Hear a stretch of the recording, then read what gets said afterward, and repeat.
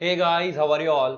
मेरा नाम है रमनदीप सिंह। स्वागत है आपका मेरे चैनल एएफएलएम के अंदर। एंड गाइस, आज हम कर रहे हैं अपना सीएमए इंटर का लॉ इंट्रोडक्शन। इसके अंदर आज मैं आप लोगों से बात करूंगा कि सीएमए इंटर के लॉ में क्या है, क्या नहीं है, क्या क्या पढ़ना पड़ेगा आपको।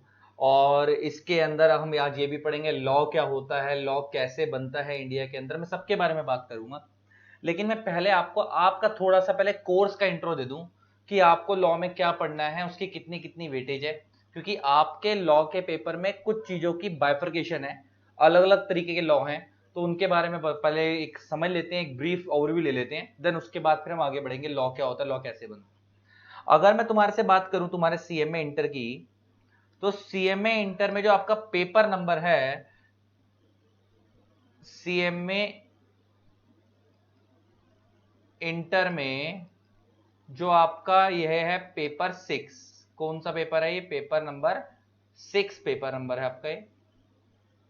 अगर मैं आप लोगों से इसके बारे में बात करूं तो इस पेपर का नाम है लॉज एंड एथिक्स। और ये कंप्लीट 100 मार्क्स का पेपर है। और ये आपके ग्रुप 1 में आता है। ये पेपर किस में आता है? ग्रुप 1 में आता है। सीएमए इंटर पेपर 6 आपका है ये, लॉज एंड एथिक्स का पेपर नंबर 6 है ये। अगर मैं आपसे बात करूं तो ये आपका 4 पार्ट में डिवाइड है। अगर मैं आपसे बात करूं लॉज एंड एथिक्स आपका 4 पार्ट में डिवाइड है। एक है आपका कॉर्पोरेट लॉ, इसको हम कंपनी लॉ भी बोलते हैं। ये है आपका 35 मार्क्स का। एक है आपका बिजनेस लॉ, ये है 30 मार्क्स का। एक है आपका इंडस्ट्रियल लॉ,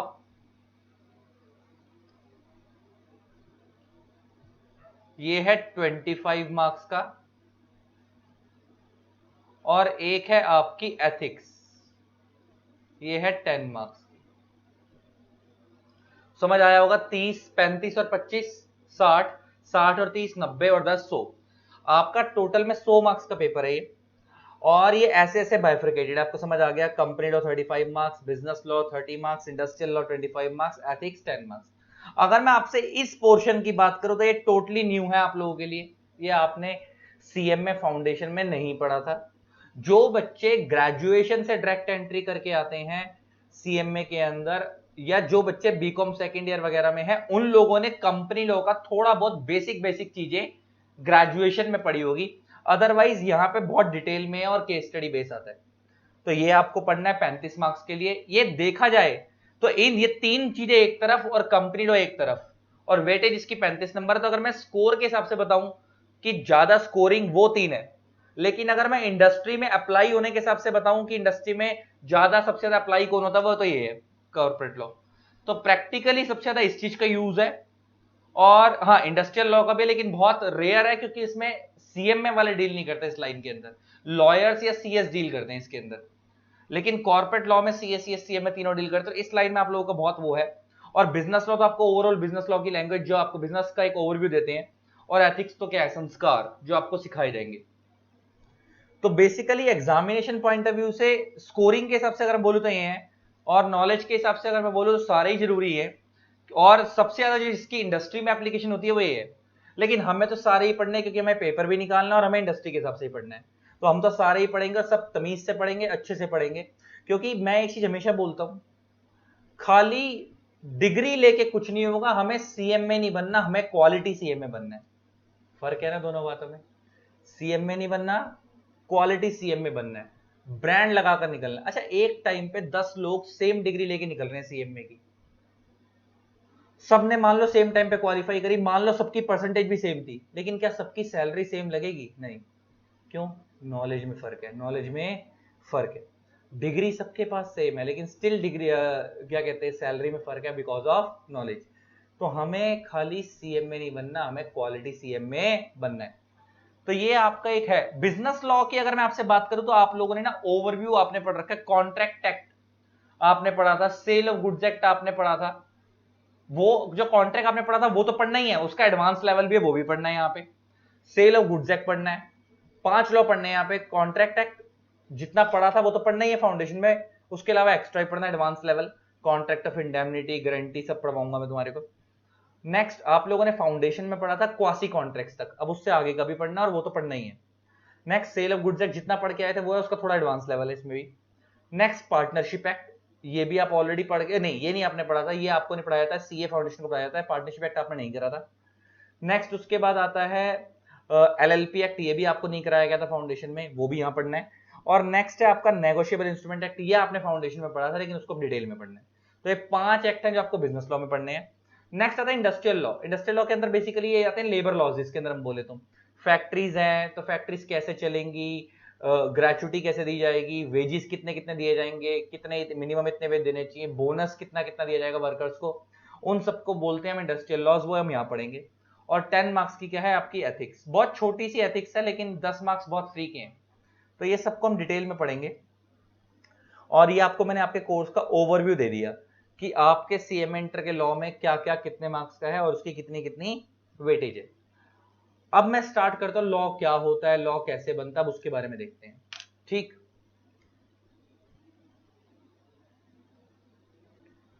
तो अब देखते हैं लॉ क्या होता है। तो मेरा तुमसे पहला क्वेश्चन मेरा तुम्हारे से ही है, व्हाट इज लॉ? बचपन से सुनते आ रहे हो law law law, law word बहुत बार सुना है, व्हाट इज लॉ? फाउंडेशन में पढ़ के भी आए हो, है ना, ऐसा तो है नहीं कि एक बेस नहीं बना हुआ, फर्स्ट टाइम पढ़ रहे हो, फाउंडेशन में लॉ पढ़ के भी आए हो। तो मेरा एक बेसिक सा क्वेश्चन लॉ। अब बहुत सारे बच्चे यहाँ पे जवाब दे रहे होंगे कानून, बहुत सारे बच्चे यहाँ पे जवाब दे रहे होंगे कानून। तो ये तो बेटा वही वाली बात हो गई, व्हाट इज फ्रेंड, तो आप बोलोगे दोस्त। तो इसका मतलब आप कुछ समझा नहीं रहे हो मेरे को, आप उस इंग्लिश वर्ड को हिंदी में क्या बोलते हैं वो बता रहे हो। अगर तुमसे कोई अंग्रेज पूछ ले व्हाट इज लॉ, तो तुमसे क्या बोलोगे? कानून। तो फिर तो उस अंग्रेज को कानून भी समझाना पड़ जाएगा क्या होता है। सेम अगर अंग्रेज पूछ ले what do you mean by friend या व्हाट इज फ्रेंड, तो आप क्या बोलोगे? दोस्त। फिर दोस्त कैसे समझाओगे उसको? तो ले दे के लॉ क्या है हमें हिंदी में नहीं जवाब देना, है ना, हमें एक्चुअल में लॉ बताना है, लॉ होता क्या है। फिर अभी मैं ये भी बात करूंगा ये लॉ बनता कैसे और लॉ कौन बनाता है। आज तुम्हारा एक मिथ और दूर करूंगा, बहुत सारे लोग बोलते हैं लॉ सरकार बनाती है ना, तो आज जरा देखते हैं सरकार लॉ इंडिया में बनाती भी है या नहीं। चलो पहले अगर मैं लॉ की बात करूं तो लॉ क्या है, तो सर लिखो, लॉ के लिए पहले लिख लो फिर मैं समझाऊंगा। Law is the body of principles, law is the body of principles which are recognized and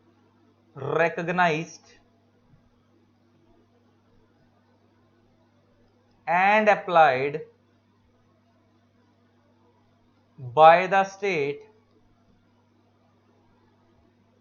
in the administration of justice. Law is the body of principles which are recognized and applied by the state in the administration of justice. अब मैंने इन सारे words को one by one तोड़ूंगा और उसका meaning बताऊंगा, then फिर combined analysis समझेंगे। तो पहला इसने वर्ड यूज करा, law is the body of principles.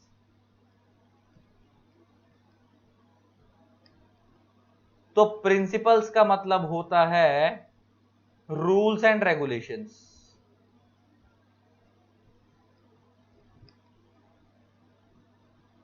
कायदे कानून, विच आर रिकॉग्नाइज्ड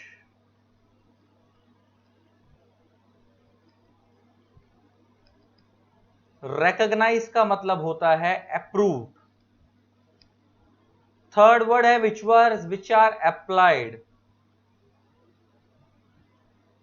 अप्लाइड का मतलब होता है इंप्लीमेंटेड। नेक्स्ट वर्ड है स्टेट, ये स्टेट वर्ड बहुत इंपॉर्टेंट है, मोस्ट इंपॉर्टेंट। यहां पे स्टेट का मतलब स्टेट गवर्नमेंट नहीं है, यहां जो स्टेट वर्ड है ये आर्टिकल 12 ऑफ इंडियन कॉन्स्टिट्यूशन से उठाया गया है, और यहां पे स्टेट का मतलब है parliament, state legislature,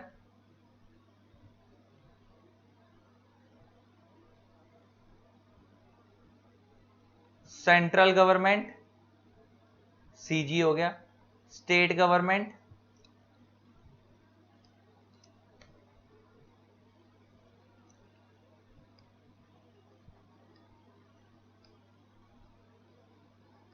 and local bodies, LB, local bodies. अच्छा, लोकल बॉडीज कौन होती हैं? सेंट्रल गवर्नमेंट, स्टेट गवर्नमेंट तो पता है, लोकल बॉडीज कौन होगा? एग्जांपल दिल्ली जल board, municipal corporation of Delhi. जैसे हमारी दिल्ली में बात करो जो जल बोर्ड है, या म्युनिसिपल कॉर्पोरेशन होगी, या जो गांव में पंचायत होती हैं, वो सब क्या है? Local bodies. तो इसमें हम क्या लिख सकते हैं? म्युनिसिपैलिटी जो हो गई, म्युनिसिपल कॉर्पोरेशन इसके अंदर आती है, लोकल बॉडीज के अंदर। गांव में जो पंचायत होती हैं वो सब इसमें आती हैं। तो अगर बेसिकली मैं तुम्हारे को बताऊं तो क्या है लॉ? क्या है तुमसे अगर पूछे, law is the body of principles. Law एक ढांचा है, किस चीज का? Body of principle. Principle means rules and regulation, जो एक ढांचा है किस चीज का? रूल्स एंड रेगुलेशंस का। Which are recognise, recognise means approve, जिसको अप्रूव किया है किसने? स्टेट ने। किसने करा है? स्टेट ने। अच्छा, स्टेट में भी यहां पे मैं तुम्हें बताऊं तो लॉ बेसिकली दो बॉडी बनाती है, पार्लियामेंट और स्टेट लेजिस्लेचर। तो बेसिकली भाई समझो ये कैसे बनाती है, मैं आगे बात करूंगा। तो लॉ एक ढांचा है किस चीज का? रूल्स एंड रेगुलेशंस का, जिसको किसने अप्रूव करा है? पार्लियामेंट और स्टेट लेजिस्लेचर ने। लेजिस्लेचर का मतलब होता है लॉ मेकर, लॉ बनाने वाले। Legislature means law maker. Legislature का मतलब क्या होता है? लॉ मेकर, कानून बनाने वाले। तो लॉ एक ढांचा है किस चीज का? रूल्स एंड रेगुलेशंस का, जिसको किसने बनाया है? स्टेट ने, पार्लियामेंट और स्टेट लेजिस्लेचर ने। मैं तीनों नीचे वाले तीन की बात अभी नहीं कर रहा, अब मेनली दो ही मान के चलो, लॉ बनाने वाली दो ही बॉडी है, पार्लियामेंट और स्टेट लेजिस्लेचर, जो कि इंप्लीमेंट किया जाता है। अप्लाइड मींस इंप्लीमेंट किया जाता है किसके ऊपर? जनरल पब्लिक के ऊपर। किस लिए? इन द एडमिनिस्ट्रेशन ऑफ जस्टिस, न्याय पाने के लिए। इन द एडमिनिस्ट्रेशन ऑफ जस्टिस, न्याय पाने के लिए। तो फटाफट रिपीट करें। तो तुमसे अगर कोई आज के बाद पूछ ले व्हाट इज लॉ, तो अपना वो घटिया वाला जवाब नहीं देंगे हम, कानून। तुम क्या बोलोगे? Law is the body of principles. Law एक ढांचा है किस चीज का? रूल्स एंड रेगुलेशंस का। Which are recognise, recognise means approve. Approve किसके द्वारा किया गया है? स्टेट के द्वारा। अब उसमें कौन कौन आता है? पार्लियामेंट और स्टेट लेजिस्लेचर। जो कि इंप्लीमेंट किया जाता है किसके ऊपर? जनरल पब्लिक के ऊपर। किस लिए? इन द एडमिनिस्ट्रेशन ऑफ जस्टिस, न्याय पाने के लिए। इंडिया में हम लॉ क्यों फॉलो करते हैं? न्याय पाने के लिए, ताकि हमारे को क्या मिले? न्याय मिले। तो अब हमने लॉ तो समझ लिया क्या होता है, लॉ तो हमने समझ लिया क्या होता है। अब मेरा नेक्स्ट क्वेश्चन है कि लॉ बनता कैसे है, पहला क्वेश्चन। और उसके बाद अगला क्वेश्चन है कि लॉ बनाने की पावर कहां से आई, और जो इंडिया में लॉ मेकर लॉ बनाते हैं उनको लॉ बनाने की पावर कहां से आई, और क्या इंडिया में सरकार लॉ बनाती है? क्या इंडिया में सरकार लॉ बनाती है? मैं उसके ऊपर भी बात करूंगा, उसके ऊपर भी बात करूंगा। अब जरा समझते हैं, अब नीचे आते हैं। और तो ये डेफिनेशन आई होप आपको समझ आ गई होगी लॉ की अभी तो law is the body of principles which are recognised and applied by the state in the administration of justice. और उन सारे वर्ड्स का हमने मतलब समझा। अब हम बात करते हैं कि लॉ कौन बनाता है, कैसे बनता है, वगैरह वगैरह।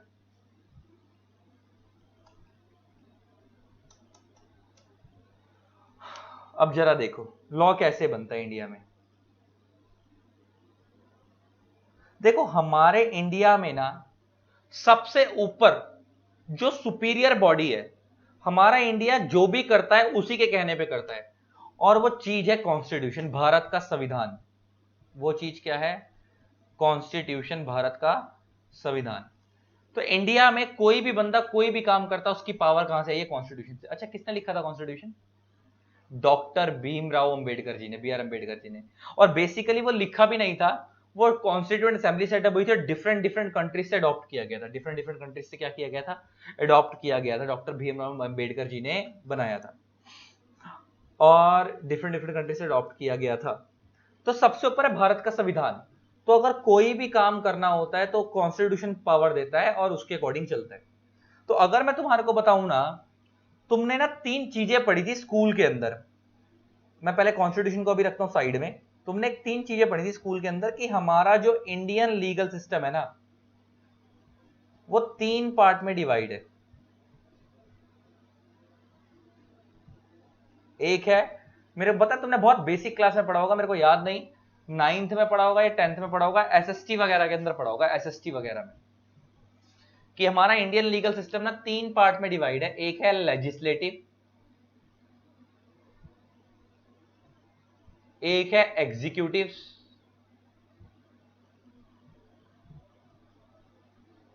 और एक है जुडिशियल। अभी मैं इसको ना कॉन्स्टिट्यूशन वर्ड को हटा रहा हूं, जब मैं पढ़ाऊंगा तब लिंक करूंगा, अभी आगे जाके, अभी से हटा रहा हूं, ठीक। Legislative, executive, judicial. हमारे इंडियन लीगल सिस्टम 3 पार्ट में डिवाइड है। हम कहते हैं इसको 3 ऑर्गन है, 3 ऑर्गन्स है हमारे इंडियन लीगल सिस्टम के, लेजिस्लेटिव, एग्जीक्यूटिव, जुडिशियल। लेजिस्लेटिव का मतलब होता है लॉ मेकिंग, लॉ बनाना, लॉ बनाना। और हमारा संविधान कहता है कि हमारे इंडिया में लेजिस्लेटिव बॉडी दो ही हैं, दो ही हैं। एक है पार्लियामेंट और एक है स्टेट लेजिस्लेचर।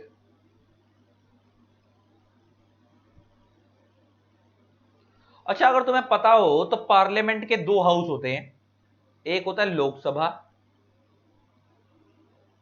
कभी सुना हो, और एक होता है राज्यसभा। अभी तो लॉ कैसे बनता है मैं उसके बारे में, लॉ होता क्या आपने समझ लिया, कैसे बनता है अभी उसी के ऊपर बात कर रहा हूं, लेकिन उसी के लिए पहले बेस बना रहा हूं। सेम हमारे इंडिया में स्टेट लेजिस्लेचर के भी 2 हाउस होते हैं, एक होता है विधानसभा, एक होता है Vidhan Parishad.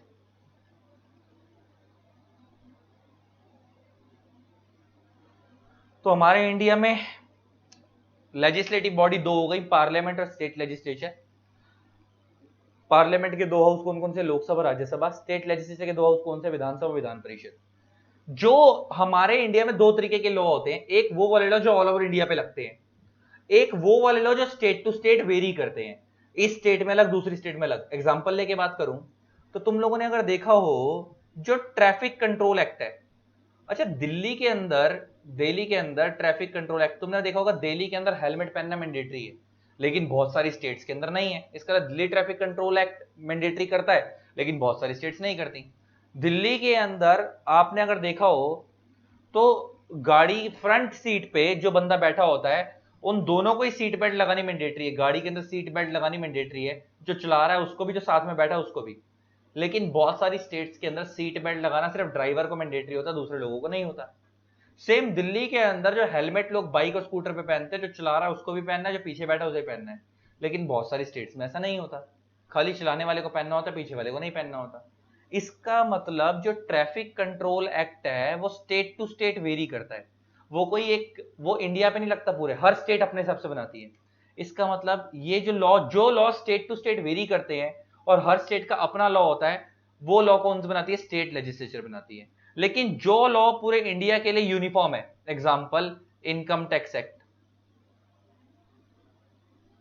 Example income tax act 1961, example companies act 2013, example तुम लोगों ने कॉन्ट्रैक्ट एक्ट पढ़ा है। ये सारे लॉ, कॉन्ट्रैक्ट एक्ट वगैरह, ये सारे लॉ ऑल ओवर इंडिया पे लगते हैं, ये एक स्टेट पे नहीं लगते, ऑल ओवर इंडिया पे लगते हैं। तो ये सब लॉ कौन बनाती है, पार्लियामेंट। और जो law state to state vary करते हैं, इस स्टेट के लिए अलग दूसरी स्टेट के लिए अलग, वैसे वाले लॉ कौन बनाती है, स्टेट लेजिस्लेचर बनाती है। इसका एक और एग्जांपल बताऊं तो वैट, पहले वैट होता था, अब जीएसटी में तुमने देखा होगा कि 2 तरीके की जीएसटी होती है, वैसे 3 होते हैं, सीजीएसटी, एसजीएसटी, आईजीएसटी। जो एसजीएसटी है वो स्टेट गवर्नमेंट का टैक्स है, वो हर स्टेट टू स्टेट वेरी करता है। तो बेसिकली ये जो एसजीएसटी है ये क्या है, स्टेट लेजिस्लेचर का लॉ। अच्छा, और इसके अंदर कौन से लॉ आते हैं तुम्हें पता है, प्रॉपर्टी के लॉज। अच्छा, प्रॉपर्टी का रेट हर जगह सेम होता है, हर जगह डिफरेंट होता है, हर जगह डिफरेंट होता है, तो वो वाले लॉ भी यहाँ आ गए। तो ये वाले जो लॉ जो स्टेट टू स्टेट वेरी करते हैं, वो वाले लॉ कौन बनाती है, स्टेट लेजिस्लेचर। जो लॉ पूरे इंडिया के लिए यूनिफॉर्म होते हैं वो लॉ कौन बनाती है, पार्लियामेंट। तो हमारे इंडिया में 2 तरीके से लॉ बनते हैं, ठीक, ये बात समझ आती है। तो इंडिया में legislative body means law making body कौन है, पार्लियामेंट। नेक्स्ट आती है एग्जीक्यूटिव बॉडी। जो भी बंदा अपनी ड्यूटी परफॉर्म कर रहा है वो सब एग्जीक्यूटिव हैं, वो सब क्या है, एग्जीक्यूटिव। एग्जांपल लेकर अगर मैं बात करूं तो ये पुलिस अपनी ड्यूटी परफॉर्म कर रही है, एग्जीक्यूटिव है। अच्छा, मिनिस्ट्रीज जितनी हो गई, जितनी भी मिनिस्ट्रीज हो गई, example ministry of finance, ministry of corporate affairs, ये सब मिनिस्ट्री भी किसके अंदर आती है, एग्जीक्यूटिव के अंदर आती हैं। Next, central government, state government, ये सब किस में आती है, एग्जीक्यूटिव में। इसका मतलब government is not a law making body. यहां पे दिख रहा है ना, सेंट्रल गवर्नमेंट, स्टेट गवर्नमेंट किस में आती है, एग्जीक्यूटिव के अंदर। इसका मतलब government is not a law making body, government is an executive body, government is an executive body. सरकार जो हम बोलते हैं ना, सरकार लॉ बना रही है, वो हम लोग रिप्रेजेंट इसलिए करते हैं कि एक्चुअल में क्या होता है कि जैसे दिल्ली की सरकार है, दिल्ली स्टेट गवर्नमेंट की, तो वो दिल्ली में केजरीवाल सरकार जैसे चल रही है, और नेशन लेवल पे आपको पता है पीएम के अंदर जो मोदी जी चल रहे हैं, तो ये जो चल रहे हैं लोग नेशनल लेवल के ऊपर और दिल्ली सरकार के अकॉर्डिंग, तो ये जो लोग इंडिया में बैठे हुए हैं, ऑल्दो यही लोग यहाँ हैं, यही लोग अब पार्लियामेंट में भी जाएंगे, ये लोग स्टेट लेजिस्लेचर में भी होंगे, तो इन्हीं का कहीं ना कहीं कंट्रोल होगा, तो हमें लगने लग जाता है कि यही लोग लॉ बना रहे हैं, लेकिन ऐसा नहीं है। वो एग्जीक्यूटिव की कैपेसिटी में नहीं बना रहे, वो लॉ मेकिंग कैपेसिटी में, क्योंकि वो पार्लियामेंट और स्टेट लेजिस्लेचर के पार्ट है, वो इसलिए बनवा रहे हैं वहां पे लोग। तो इसलिए आपको समझना क्या है कि इंडिया में जो सेंट्रल गवर्नमेंट स्टेट गवर्नमेंट है वो लॉ नहीं बनाती, वो उसको एग्जीक्यूट करवाती है। जैसे लॉ बन गया तो कब कब इफेक्टिव होगा, कैसे कैसे लागू होगा, किस जगह लगेगा किस जगह नहीं लगेगा, ये सब एग्जीक्यूटिव का काम है, गवर्नमेंट का बताने का काम है। लेकिन बनाने का काम गवर्नमेंट का नहीं है। बनाती कौन है? या तो पार्लियामेंट बनाएगी या स्टेट लेजिस्लेचर बनाएगी। पार्लियामेंट के दो हाउस कौन से होगा? लोकसभा राज्यसभा। स्टेट लेजिस्लेचर के दो हाउस कौन से हो गए? विधानसभा और विधान परिषद। और नेक्स्ट आती है फिर इंडिया में जुडिशियल बॉडीज। नेक्स्ट कौन सी आती हैं? Judicial bodies. अच्छा, जुडिशियल बॉडी में कौन कौन आ गए? कोर्ट्स वगैरह, district court, high court, supreme court, ये सब आ गए। और आपको पता है इंडिया में judicial system is an independent system, उसमें किसी की भी इंटरफेरेंस नहीं होती। अगर हमारे को देखो प्रशासन से कोई न्याय नहीं मिलता, हमारे को पुलिस स्टेशन से कोई न्याय नहीं मिलता, तो हम किसके पास जाते हैं? कोर्ट के पास। तो जुडिशियल सिस्टम है इंडियन इंडिपेंडेंट सिस्टम, जिसके अंदर हम जाते हैं। और आपको पता है हमारे इंडिया में 3 तरीके के कोर्ट होते हैं, डिस्ट्रिक्ट कोर्ट्स, अच्छा डिस्ट्रिक्ट कोर्ट्स बोल रहा हूं मैं, then high courts, then supreme court. अच्छा, मैंने डिस्ट्रिक्ट के आगे एस लगाया, हाई के आगे एस लगाया, लेकिन सुप्रीम कोर्ट के आगे एस नहीं लगाया, क्यों? वो पूरे इंडिया में एक ही है। डिस्ट्रिक्ट कोर्ट जनरली हर स्टेट में 6 होते हैं, high court generally 1 for each state होता है, और सुप्रीम कोर्ट पूरे इंडिया का एक ही है, दिल्ली के अंदर प्रगति मैदान में। तो ये हो गया जुडिशियल सिस्टम। तो इंडिया का लीगल सिस्टम 3 पार्ट में डिवाइड है, legislative, executive, judicials. Legislative, executive, judicials. तो इंडिया में लॉ मेकिंग बॉडी कौन है? पार्लियामेंट और स्टेट लेजिस्लेचर। एग्जीक्यूटिव बॉडी के अंदर कौन आ गई? मिनिस्ट्रीज वगैरह आ गई, पुलिस आ गई, डिपार्टमेंट्स आ गए गवर्नमेंट के, वो सब किस में आ गए? एग्जीक्यूटिव में, है ना। गवर्नमेंट खुद किस में आ गए? एग्जीक्यूटिव में। और जुडिशियल सिस्टम में कौन आ गए? कोर्ट्स वगैरह आ गए। ये तुम्हारा एक बेस बन गया कि इंडिया का लीगल सिस्टम कैसे ऑपरेट होता है। अब बात करते हैं इंडिया में लॉ कैसे बनता है, इंडिया में लॉ कैसे बनाया जाता है, और वो लॉ कब से इफेक्टिव होता है। बनाता कौन है, आपको समझ आ गया।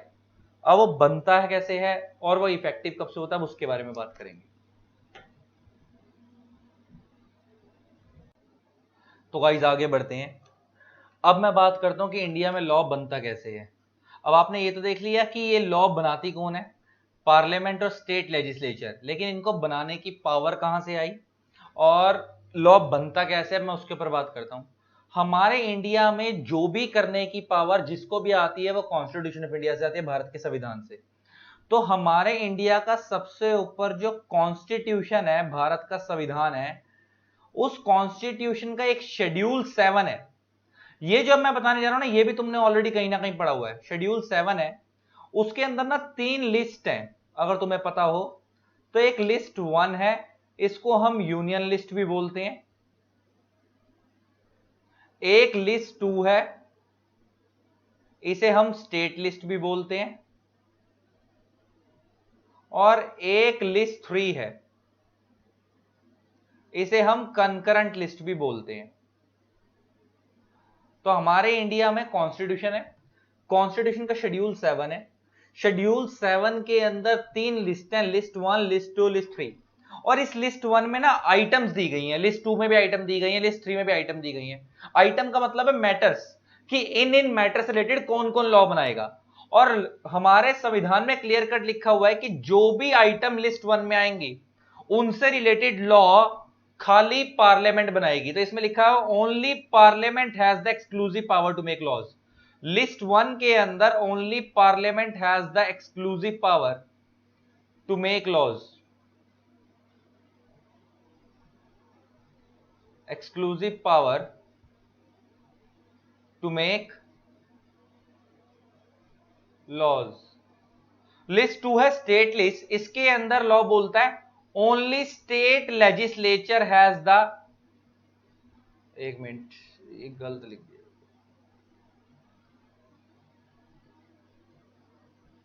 Only state legislature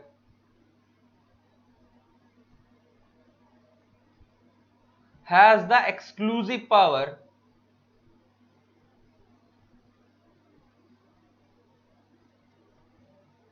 to make laws.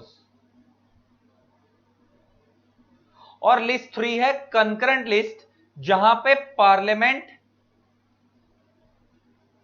Plus state legislature दोनों मिलकर लॉ बनाते हैं।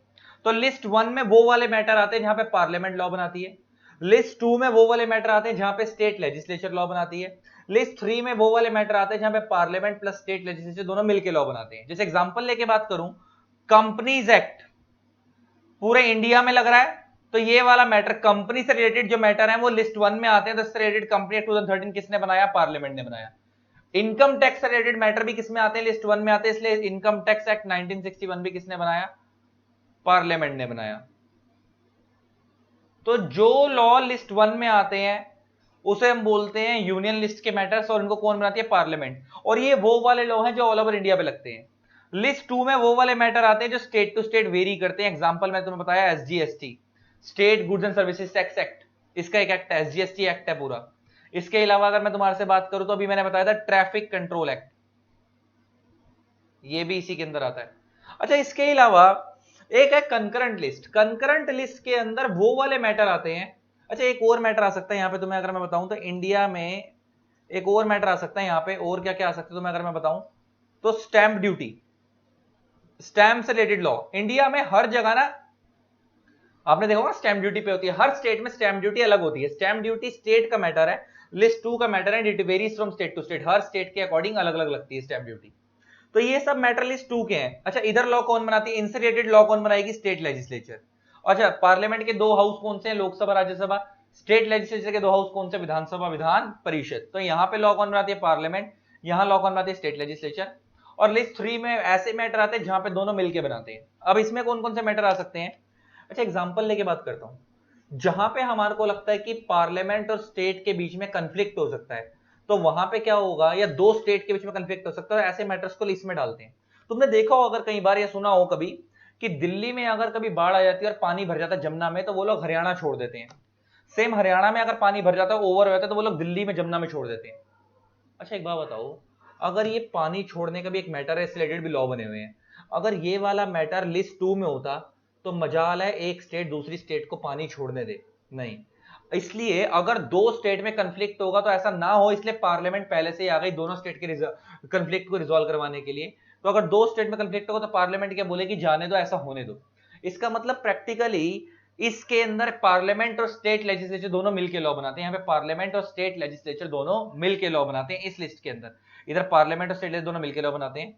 अच्छा, और एक चीज और, एक लॉ दोनों मिलकर तो बनाते हैं, लेकिन लॉ ने क्लियर कट बोल रखा है, if there is any conflict arises between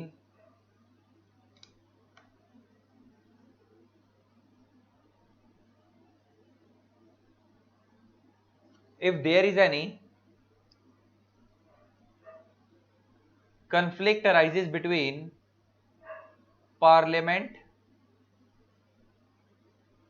and state legislature,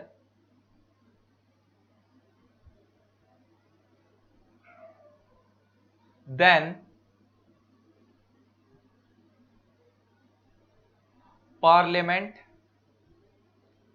will prevail over state legislature। इतना ही लिख के छोड़ देता हूं। मतलब बेसिकली लिस्ट 1 जहां पे पार्लियामेंट खाली एक्सक्लूसिव पावर लॉ बनाने की, लिस्ट 2 में only state legislature has the exclusive power to make laws, और लिस्ट 3 में वो वाले मैटर आते हैं जहां पे पार्लियामेंट और स्टेट लेजिस्लेचर दोनों मिलकर बनाते हैं। लेकिन लॉ ये बोलता है कि अगर कल को पार्लियामेंट और स्टेट लेजिस्लेचर में कंफ्लिक्ट होता है, तनाव पैदा होता है, दोनों में आपस में अगर कोई डिस्प्यूट हो जाता है, तो उस केस में पार्लियामेंट की बात मानी जाएगी, स्टेट लेजिस्लेचर की बात नहीं मानी जाएगी। क्यों? पापा पापा होते हैं। वो इंडिया में लग रहा है पार्लियामेंट पापा हो गई, स्टेट लेजिस्लेचर छोटा हो गया, तो पार्लियामेंट की बात मानी जाएगी, स्टेट लेजिस्लेचर की बात नहीं मानी जाएगी। तो अब तो मैंने तुम्हारे को अभी तो मैंने तुम्हारे को ये बताया कि इंडिया में लॉ कौन बनाता है और लॉ बनाने की पावर कहां से आई, यहां तक तुम्हें समझ आ गया। अब मैं आगे बढ़ता हूं कि इंडिया में लॉ बनता कैसे है। अब मैं बात करता हूं इंडिया में लॉ बनता कैसे है। अच्छा, ये जो तुम जगह जगह पढ़ते हो, जैसे अब देखते हैं,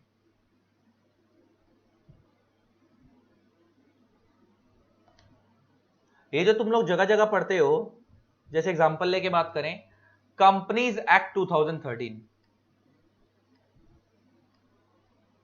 कंपनीज एक्ट 2013, जैसे हमने बोला कंपनीज एक्ट 2013, जो तुम्हारे कोर्स में भी तुम्हें पढ़ाया भी जाएगा। ये जो कंपनीज एक्ट 2013 है, इसका मतलब ये क्या शो कर रहा है कि ये एक्ट इंडिया में 2013 में आया होगा, ये एक्ट इंडिया में 2013 में आया होगा। अच्छा, what is act? Act means law, लेकिन ये एक्ट जो है ना अपने आप में कंप्लीट लॉ नहीं होता, कंप्लीट लॉ नहीं होता। Act plus rules plus circulars plus notifications, जब सबको जोड़ देते हैं ना, जब इन सबको जोड़ देते हैं तो बनता है लॉ। अब इनमें क्या फर्क होता है सब में मैं भी बताऊंगा। कंपनीज एक्ट 2013, एक्ट का अभी मतलब मान के चलो लॉ। 2013 वर्ड क्या डिनोट कर रहा है कि ये एक्ट 2013 में आया होगा। कंपनीज क्या डिनोट कर रहा है कि ये एक्ट कंपनीज में डील करता है। अच्छा, ये जो एक्ट है, ये एक्ट लॉ बनता कैसे है? ये क्या एक्ट तुम्हारी मेरी बुक का कोई चैप्टर है? नहीं, ये एक लॉ है। तो अब ये लॉ बनता कैसे मैं बात करने जा रहा हूं। तो एक चीज याद रखनी है, कोई भी एक्ट बनने से पहले बिल होता है। कोई भी एक्ट बनने से पहले क्या होता है? बिल। बिल का मतलब होता है ड्राफ्ट लॉ। बिल का मतलब क्या होता है? Draft law. एक ड्राफ्ट लॉ का मतलब क्या होगा? एक ड्राफ्ट में लॉ बनाया जाएगा, सेट किया जाएगा। देन इस बिल को both the houses of parliament से पास कराया जाएगा। बोथ द हाउसेज ऑफ, अच्छा वैसे इसमें ना बीच में और भी कुछ स्टेप होते हैं, मार्केट से कमेंट्स मंगवाना, लोगों से किसी को कोई परेशानी तो नहीं है, मैं उन सब बातों को भी इग्नोर करके चल रहा हूं। ज्यादा डिटेल में जाऊंगा तुम कंफ्यूज होगे, धीरे धीरे over a period of time जब आगे आगे बढ़ेंगे तो चीज समझ आ जाएंगी। अभी के लिए सिर्फ मैं एक बता रहा हूं बेसिक एक्ट कैसे बनता है, कि कोई भी एक्ट बनने से पहले बिल होता है। सुना होगा ना, ये बिल लोकसभा में पास हो रहा है, ये बिल राज्यसभा में पास होता है। तो वो बिल क्या होता है? वो बिल खाने वाला बिल नहीं कि हम खाना खाने का बिल कट के आ गया। वो बिल का मतलब क्या है? ड्राफ्ट लॉ, कि एक law makers draft law ready करते हैं, उस बिल को both the houses of parliament में पेश किया जाता है। Both the houses of parliament क्या क्या है? दैट इज लोकसभा और राज्यसभा, लोकसभा एंड राज्यसभा। एक बार वो बिल लोकसभा से पास हो गया, देन राज्यसभा में पेश किया जाएगा। अगर एक बार वो बिल राज्यसभा से ही पास हो गया, देन उसके बाद प्रेसिडेंट ऑफ इंडिया अपनी असेंट देंगे। प्रेसिडेंट ऑफ इंडिया क्या देंगे? अपनी असेंट। असेंट का मतलब होता है कंसेंट, सहमति। उस बिल के ऊपर अपने साइन मार देंगे, उस बिल के ऊपर अपने क्या कर देंगे? साइन मार देंगे। Then that bill becomes act. उसके बाद वो बिल क्या बन जाएगा? बिल ही क्या बन जाएगा? एक्ट बन जाएगा। बहुत सिंपल, तो लॉ बन गया, लॉ बन गया। तो इसका मतलब कोई भी एक्ट बनने से पहले क्या होता है? बिल। अब मैं तुम्हें लॉ बनाने का तरीका समझा दिया, और अब तुमने भी पढ़ा था कि लॉ कौन बनाती है, तो पार्लियामेंट या स्टेट लेजिस्लेचर। अभी मैं पार्लियामेंट वाले बिल कैसे पास होते हैं वो बता रहा हूं, कि कोई भी एक्ट बनने से पहले क्या होता है? बिल। देन उसको both the house of parliament से पास कराया जाएगा, लोकसभा एंड राज्यसभा। अगर लोकसभा ने पास कर दिया और राज्यसभा ने पास नहीं करा, तो बिल ही रह जाएगा। अगर लोकसभा ने पास करा, राज्यसभा ने पास करा और प्रेसिडेंट ने असेंट नहीं, तब भी बिल ही रह जाएगा। अगर लोकसभा ने पास करा, राज्यसभा ने पास करा, प्रेसिडेंट ने असेंट भी दे दी, तीनों चीजें पूरी होंगी तभी then that bill becomes act, वरना वो बिल ही रह जाएगा। ये बात समझ आती है? तो कोई भी एक्ट कैसे बनता है मैंने बता दिया। अच्छा, ये पार्लियामेंट का लॉ है। अगर स्टेट लेजिस्लेचर का लॉ बनाना हो तो कैसे बनता है? कोई भी लॉ सेम प्रोसेस चलेगा। कोई भी एक्ट बनने से पहले बिल होता है, तो पहले उसको वो बिल बनाया जाएगा स्टेट के लिए लॉ भी, फिर उसके बाद उसको both the house of parliament में नहीं, both the houses of state legislature में पेश किया जाएगा। Both the house of state legislature कौन से होगा? विधानसभा, विधान परिषद। देन उसके बाद उसको गवर्नर ऑफ स्टेट से असेंट दिलवाई जाएगी। जैसे इंडिया के लिए कौन हो गया? प्रेसिडेंट। तो स्टेट के लिए कौन हो गया? Governor. Then governor of state से असेंट दिलवाई जाएगी, then that bill becomes act. उसके बाद वो क्या बन जाएगा? Bill, act. इसका मतलब क्या सारे लॉ पार्लियामेंट के रूट से पास होते हैं? नहीं, बहुत सारे लॉ स्टेट लेजिस्लेचर के भी रूट से पास होते हैं, वो आपने देख लिया। तो दो चीजें हो गई। अगर कोई पार्लियामेंट का एक्ट बनेगा तो कैसे बनेगा? फटाफट बोलो। कोई भी एक्ट बनने से पहले क्या होगा? बिल। देन उसको both the house of parliament से पास कराया जाएगा, that is Lok Sabha and Rajya Sabha. Then president of India अपनी असेंट देंगे, प्रेसिडेंट उसके ऊपर साइन करेंगे, then that bill becomes act. अब मैं स्टेट लेजिस्लेचर की बात करूं तो कोई भी एक्ट बनने से पहले बिल होगा, देन उसके बाद both the house of state legislature से अप्रूव करवाया जाएगा, that is Vidhan Sabha, Vidhan Parishad. Then उसके बाद गवर्नर ऑफ स्टेट अपनी साइन देंगे, then that bill becomes act. अच्छा, एक चीज और बता दो, बहुत जगहों पे विधान परिषद नहीं है। विधान परिषद जनरली उन स्टेट्स में बनाई जाती है जिन स्टेट्स के अंदर जो बड़ी स्टेट्स हैं in the terms of population. जैसे एग्जांपल लेके बात करूं, यूपी, एमपी, जहां पे पॉपुलेशन ज्यादा है वहां पे विधान परिषद है। तो जिन जगहों पे विधान परिषद है वहां विधान परिषद से भी अप्रूवल लो। अगर विधान परिषद नहीं है तो सिर्फ विधानसभा और गवर्नर का अप्रूवल लो, बात खत्म। विधान परिषद हर स्टेट में नहीं है। तो ले देखे दोनों एक्ट कैसे बनते समझ आ गए। एक्ट बनने की पावर कहां से आई? कॉन्स्टिट्यूशन ऑफ इंडिया के शेड्यूल 7 से, लिस्ट 1, लिस्ट 2, लिस्ट 3 से। बनते कैसे हैं एक्ट, ये भी समझ आ गया। अब आती है कि बात, ये कोई भी लॉ जब आया तो वो इफेक्टिव कब से होगा? कोई भी लॉ जब आया तो वो इफेक्टिव कब से होगा? जब प्रेसिडेंट ने सेंड दी तभी से इफेक्टिव हो जाएगा। जैसे कोई लॉ आज बना तो वो आज से इफेक्टिव हो जाएगा या कोई टाइम दिया जाता होगा? लाइक नया नया लॉ आज बना, अभी लोगों ने पढ़ा भी नहीं वो लॉ, तो क्या वो आज से इफेक्टिव हो जाएगा या कोई टाइम दिया जाता होगा? सर ये डिपेंड करता है। अब मैं बताता हूं क्या होता है, अब जरा सुनना पड़े ध्यान से, आगे आते हैं, अब समझते हैं होता क्या है।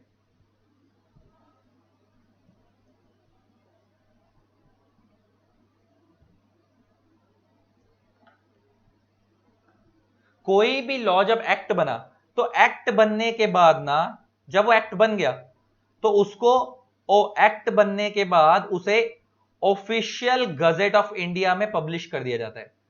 ऑफिशियल गजेट ऑफ इंडिया में पब्लिश कर दिया जाता है। What is official gazette of India? जैसे एक बात बताओ, तुम्हारे स्कूल में एक नोटिस बोर्ड होता था, नोटिस बोर्ड। अच्छा, नोटिस बोर्ड का काम क्या होता था कि तुम्हारी अगर सपोज कल छुट्टी है तो नोटिस बोर्ड पे लिख देते थे तुम्हारा टुमारो इज योर हॉलीडे। उस नोटिस बोर्ड से पता लग जाता था पूरे स्कूल को कि हाँ भाई कल छुट्टी है।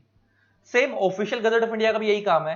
कोई लॉ नया बना तो पूरे इंडिया को बताना तो है ना कोई नया लॉ आ गया, तो ऑफिशियल गजेट ऑफ इंडिया उसे पब्लिश करते हैं। Official gazette of India Bharat, इसको हम हिंदी में बोलते हैं भारत का राजपत्र।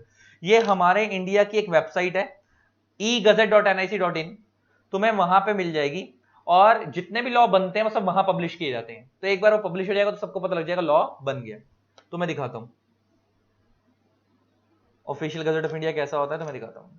देखो, तो कोई भी लॉ जब बनता है ना उसे यहां पब्लिश करते हैं egazette.nic.in। तो ये देखो, the gazette of India, directorate of printing, department of publication, housing and urban affairs, government of India. ये समझ आता है? तो कोई भी जब नया लॉ बनता है, बिल्स एंड एक्ट्स, वो सब यहां पब्लिश किए जाते हैं, यहां पब्लिश किए जाते हैं। तो जो भी नया लॉ बनता है वो कहां आता है? यहां पे डाला जाता है इस वेबसाइट के ऊपर। तो बेसिकली जब कोई नया लॉ बनता है ना तो उसे ऑफिशियल गजेट पब्लिश करते हैं एक वेबसाइट में। और एक ऐसे क्या होता है, एक डॉक्यूमेंट होता है, ये तो मैं दिखा भी देता हूं शायद अगर यहां पे कोई खुल जाए। ये रहा, ये देखो, तो मैं दिखा भी देता हूं कैसा डॉक्यूमेंट होता है। मैं इसे डाउनलोड पे लगाया है।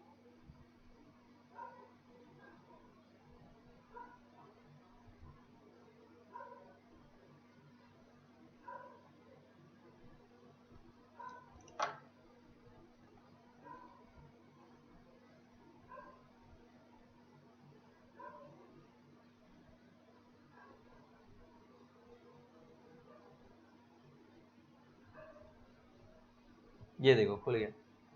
तो जब कोई नया लॉ बनता है ना तो ऐसे पब्लिश किया जाता है ऑफिशियल गजेट ऑफ इंडिया में, भारत का राजपत्र, द गजेट ऑफ इंडिया। तो ये एक डॉक्यूमेंट है, जब कोई नया लॉ बनता है ऐसे बनाकर लिख दिया जाता है। तो इस डॉक्यूमेंट में ना, ये देखो, थोड़ा सा नीचे लाऊं,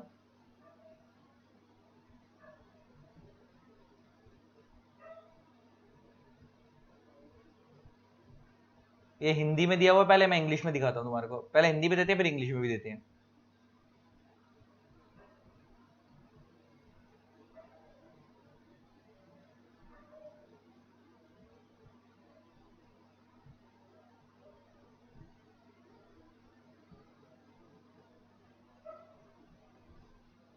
ये रहा, आ गया इंग्लिश में,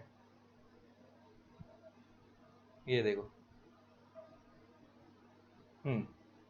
देखो, 15 सितंबर 2020 को ये लॉ लाया गया वगैरह वगैरह, ट्रैफिक कस्टम्स टैरिफ एक्ट के लेके आया ये वगैरह वगैरह।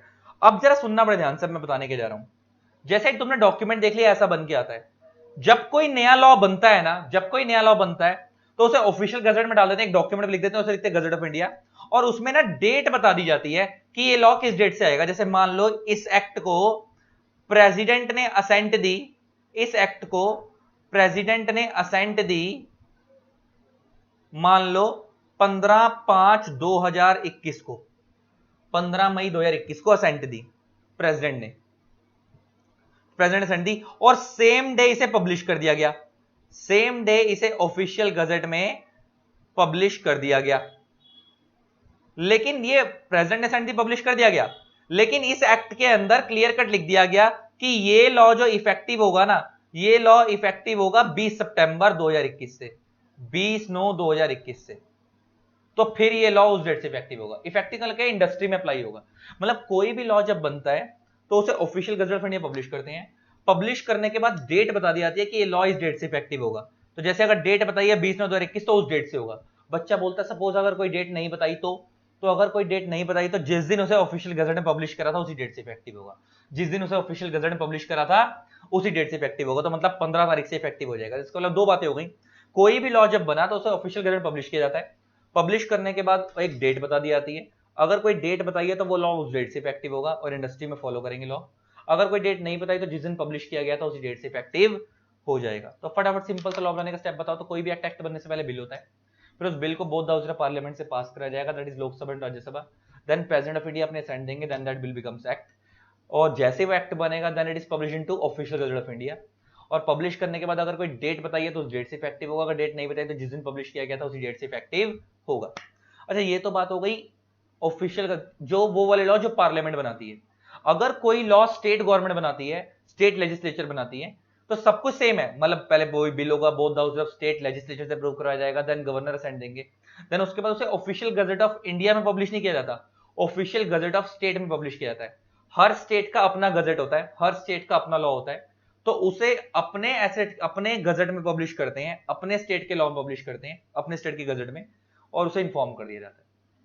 और बनने और सेम वही इफेक्टिव कब से होगा, डेट बताइए तो उस डेट से, डेट नहीं बताई तो जिस दिन पब्लिश किया गया था उसी डेट से इफेक्टिव होगा। तुम्हें अब लॉ क्या होता है, कहां से पावर आई बनाने की, कौन बनाता है, कैसे बनता है, कब से इफेक्टिव होता है, सारे डाउट क्लियर कर दिए। ठीक। अच्छा, एक चीज तुम्हें पता है, एक नॉलेज के लिए बात बता रहा हूं। एक तुमने अभी देखा कि ऑफिशियल गजट ऑफ इंडिया को हिंदी में क्या बोलते हैं, भारत का राजपत्र। हिंदी में क्या बोलते हैं, भारत का राजपत्र। ऐसा क्यों बोलते हैं मैं बताता हूं, भारत का राजपत्र। तुम्हें पता है पुराने जमाने में जब राजा महाराजाओं का टाइम होता था तो उस टाइम पे लॉज कैसे बनते थे। उस टाइम पे लॉज एनिमल्स की स्किन काट के बनाए जाते थे, पत्थरों पे लिख के बनाए जाते थे। अब उस टाइम पे राजा महाराजा लॉ बनाते थे। अच्छा, राजा को चुनती कौन है, प्रजा। और राजा का जो भी लोग काम करते हैं उसके, राजा के क्या बोलते हैं उसको, राजमहल में, उन सबको हम क्या बोलते हैं, उनकी सेवक। तो जब भी कोई लॉ बनता था उस टाइम पे इंटरनेट तो होता नहीं था, तो राजा के जो सेवक होते थे उस लॉ को पूरे गांव में डिस्ट्रीब्यूट करते थे ताकि लोगों को पता लग जाए ना क्या लॉ नया बना है। तो उस राजा के सेवक उस लॉ को पूरे गांव में डिस्ट्रीब्यूट करते थे और कहा जाता था कि राजा का राजपत्र आ गया। क्या क्या, क्या कहा जाता था, राजा का राजपत्र आ गया। अच्छा, आज के डेट में राजा कौन है, गवर्नमेंट ऑफ इंडिया। ये पार्लियामेंट और स्टेट लेजिस्लेचर।